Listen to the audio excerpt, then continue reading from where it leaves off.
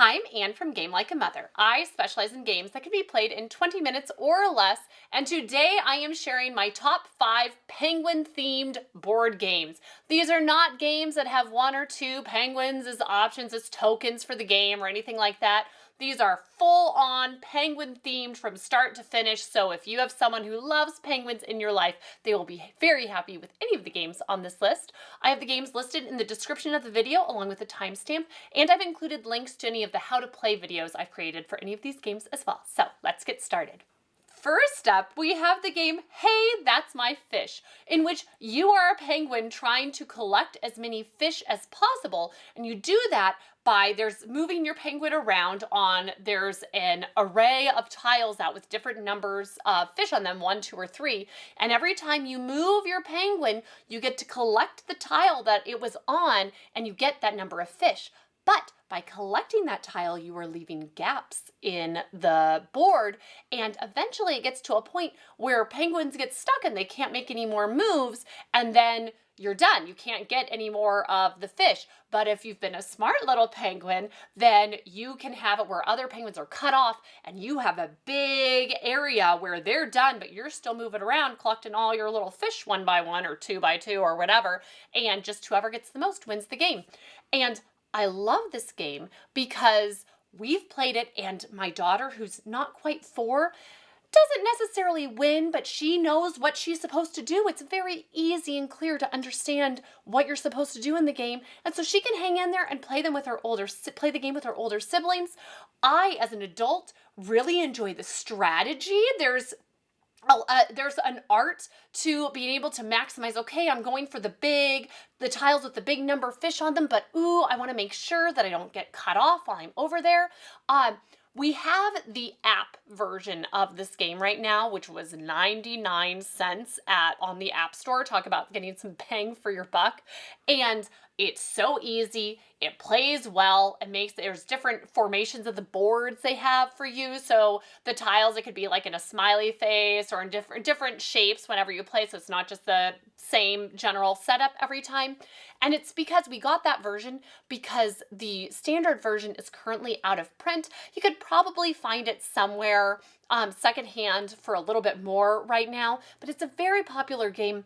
It should come out in print again at some point, but the app version is so good, it's so affordable, so it still merits being on this list because a lot of people who play a lot of board games, especially with their kids, this one makes the list. It is pretty universally beloved, and it plays really well, and the app version is really handy when you're traveling or when you're sitting at a sporting event with a child and they need something to do for a little bit. So I'm all for physical copies of the board games whenever possible, but every once in a while it's nice to have an app version that you can pull out, and this one is done so well. Next up, we have Ice Cool, which is a penguin flicking game in which you are a little penguin in high school, Ice Cool, who has decided to skip class and go and get a yummy snack of fish in the school. But players take turns getting to be the hall monitor, whose job is to hunt down and catch those naughty penguins that are skipping class. And the deal is all of the movement you do in this game is done by flicking the penguins around. It is so much fun. I got this out, the first time I got this out for my children, they lost it. It was so fun. We played it on repeat, especially my younger son, I think was 6 at the time, and he loved this game. It was his favorite. It's big. It takes up basically a full card table size when you have all the little boxes laid out, and there are little doorways where there are fish, basically kind of like safety pins over them, and if you flick your penguin through the door, then you get to collect the fish, and then you draw a card that determines how many points you get, and whoever gets the most points wins the game. So it's one of those games that is very simple, but it is so satisfying to play. It is definitely more geared to kids. If you have an adult game group that's okay with trying out something like this, you can. It is one of the games that we play at home A reasonable amount still. We've had it for a year and a half, 2 years. But I bring it to these board game classes that I teach, and it's an instant win because every kid, it's so easy to learn, it's so fun to play. And there is Ice Cool 2 as well, which is essentially an expansion. You can get either one if it's different colors of penguins, but it makes it so you can play with more than 4 players if you want. But it is just fabulous. It plays well. It's so fun, and it's tricky. It's some bragging rights if you can get the flicking just down so your penguin shoots around and curves around the corner and gets a fish or avoids the hall monitor. It is so satisfying and it is so fun to play. Next, we have the game Ice Hoppers, in which you are trying to help 4 penguins stuck on chunks of ice far out at sea make it back to the glacier cliff before the sun goes down. And I like this game in part because it's cooperative. That's always nice to have an option like that for kids. And it's pretty unique and fun. I like that it uses the box for the game board, and you select new ice chunks out of a bag, and each turn you get to slide them in underneath the glacier cliff. There's a spot to slide in and you have some strategy with where you're putting them, because you have to be careful. If you slide it in at the wrong spot, your penguin can fall off the end of the board, and that means they've fallen off the cliff and they didn't make it home, and you didn't quite make it. You didn't win that time. They have an easier version of the game with sea lions on the ice tiles, but they don't do anything to the penguins when they're on the ice, like in real life. And they have little sea lion tokens that you can put in for advanced play, and then those go in between the ice chunks, and makes it so they don't connect, because they have to be connecting to the ice chunk for the little penguin to hop to the next one. 1 penguin per turn to make it home. There are clear ones where if you put one of those ice chunks in, the penguin can slide across that one and make it to the next ice chunk. So it's like skip a spot. So it plays very well. It has such a fun theme. I love that it's cooperative. The board is unique and fun. So this is just a lovely one. My daughter, who is 9, took this to a Girl Scout camp this past weekend, and she and a friend had a lovely time playing this on repeat. So this is one, it says ages 4 and up on the box, and it is appropriate for that age, but also it has some staying power. So if you really like penguins, if you like nice games like this, it is one that will get used for a number of years.